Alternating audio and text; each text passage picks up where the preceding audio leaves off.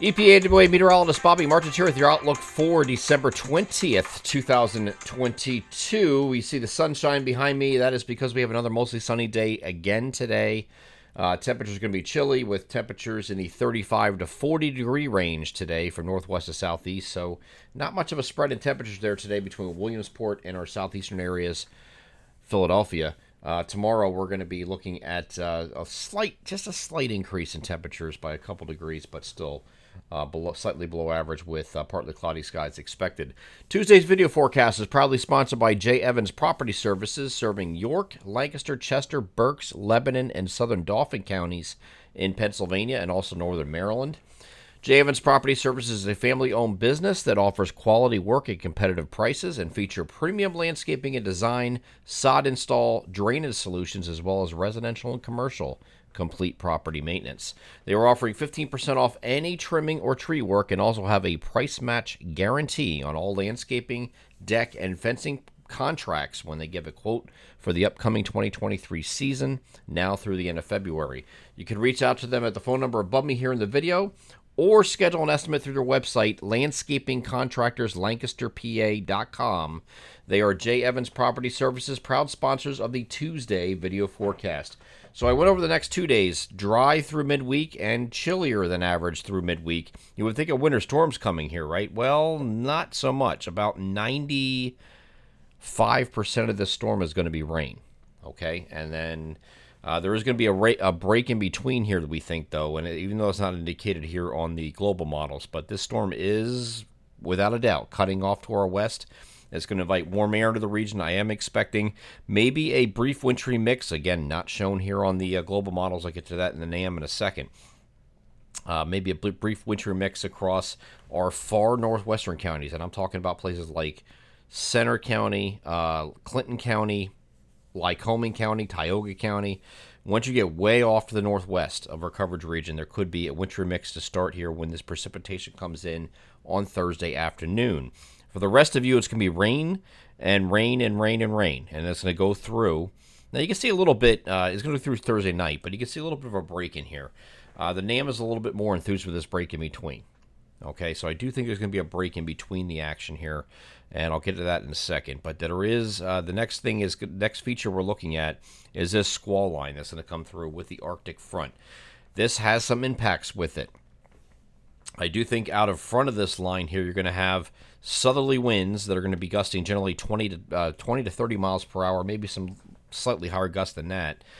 This is just warm air advection ahead of the frontal boundary. It's going to get temperatures shooting up on Friday morning. There you get all the way up into the lower 50s and some middle 50s in some parts of the region on Friday morning. Then the Arctic front's going to move through, and you're going to have a serious temperature drop from 1 hour to the next, and I'm going to show you that here in a second too. And when I say serious, it's really serious. A very rapid drop in temperatures and a flash freeze is going to be likely when this moves through. So at this point, you have a low that has occluded in the Great Lakes, and you have this Arctic front boundary that is sitting right here. It is moving in this direction, as I showed yesterday, and when it moves through, any precipitation that is left over, anafrontal precipitation, this is called, which is behind the front, you're looking at a transition from rain to most likely sleet or graupel, and then over to snow. It's going to be for a short period of time. I don't want anybody getting hung up on the snow idea, thinking we're going to get all the snow on the back end here, because we're likely not. I wouldn't be surprised if most areas are going to get like a coating to an inch out of it. I wouldn't be surprised if somebody gets 2 or maybe even 3 as this moves through. It's not out of the realm of possibility, but if you're going to see that occur, it's most likely going to be up here for the higher amounts that I spoke of. But the snow's not the biggest concern to this. It's not at all. Okay, this is going to move through. You're going to have very windy conditions when the squall line moves through, accompanying the Arctic front. And when I say windy, I'm talking about wind gusts that are easily 35 to 45 miles per hour. We're probably going to see some peak gusts that are over 50 when this moves through.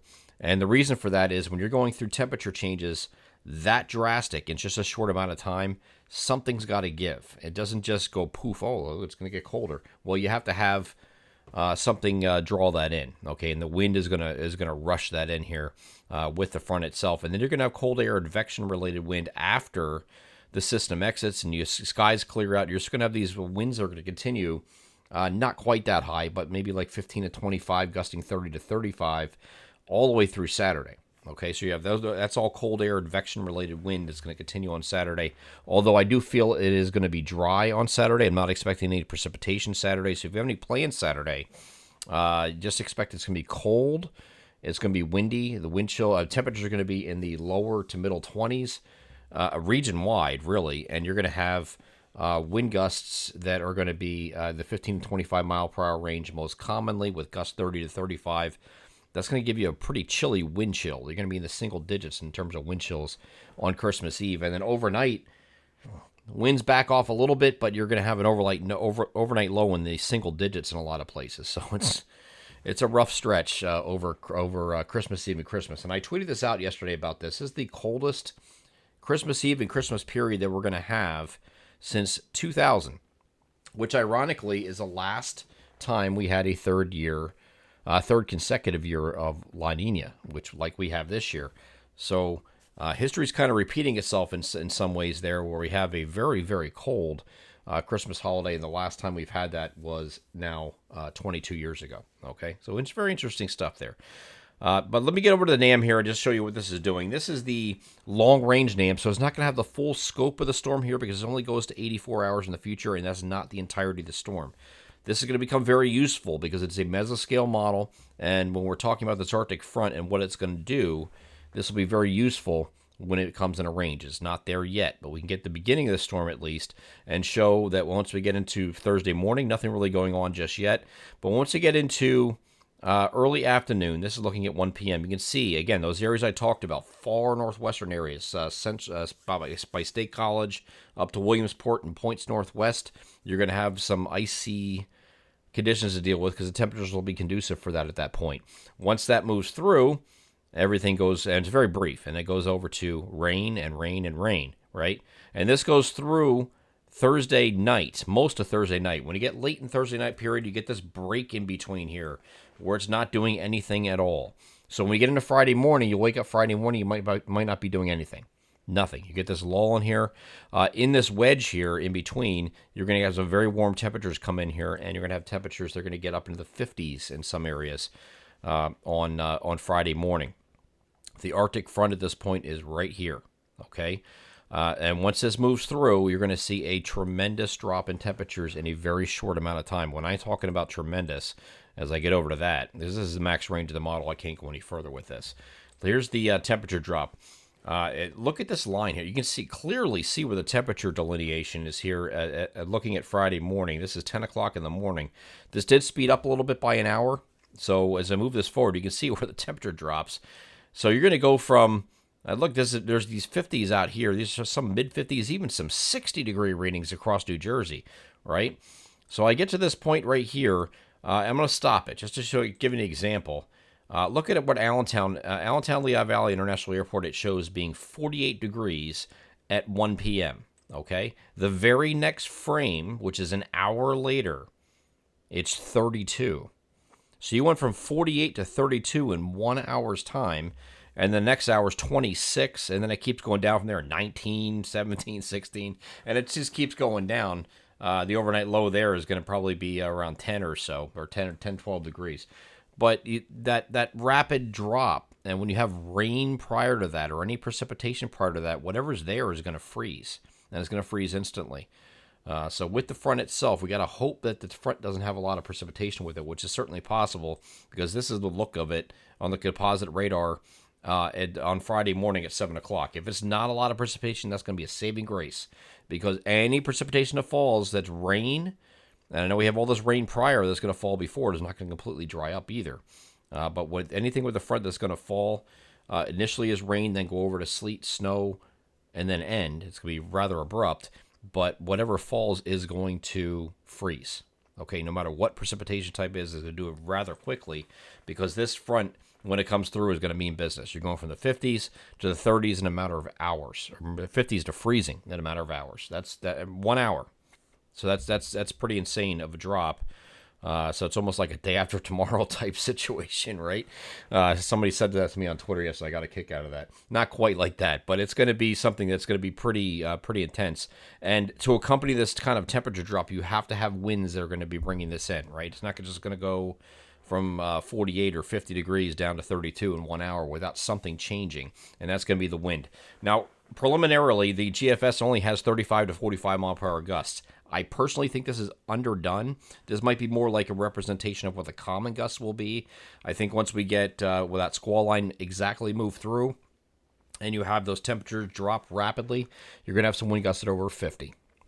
50 miles per hour will do damage. It will mess up your certainly mess up your yard decorations as far as Christmas stuff is out there, right? I mean, we're talking about at this point 2 days before Christmas. So if you have any inflatables, deflate them before it starts. You don't want to deal with that, right? So we have this squall line move through, and then you have this cold air advection-related wind that's 15 to 25 miles per hour with some gusts 30 to 35 that's going to continue overnight Friday night and again here on Saturday. Saturday's generally 15 to 25 for most of the day, but again, with those temperatures that are in place that day on Saturday, with temperatures in the low to mid-20s, you couple that with a wind of 15 to 25 plus, it's going to be brutal, right? Santa's going to have a rough time on Christmas Eve. It's going to be pretty chilly. Of course, he's used to that. He's in the North Pole, right? So those are the impacts that we're looking at most notably. There is some snow possible with this, again, when this moves through. You see that change over here on the European model to snow before it ends. But again, you're not going to get much out of it. That's not the main concern. Main concern is going to be flash freeze, and it's going to be almost instantaneous. Well, within the hour, right? And then you're going to have anything that's standing water or slush or whatever is going to freeze on roadways, trees, cars, driveways, sidewalks, everything, okay? So just be wary of that. We're going to continue to cover that throughout the week here as we go ahead. But once we get beyond the system, it remains cold here through the end of the period, which is, of course, Christmas Day and Monday after. No precipitation is expected through that entire period. So we do have a dry weekend with partly cloudy skies on Saturday, those breezy conditions, and then wind backs down here on Sunday and Monday with mostly sunny skies expected to round out the 7-day period. I'm EPAWA meteorologist Bobby Marchers. That is your outlook for December 20th, 2022. Have a great Tuesday.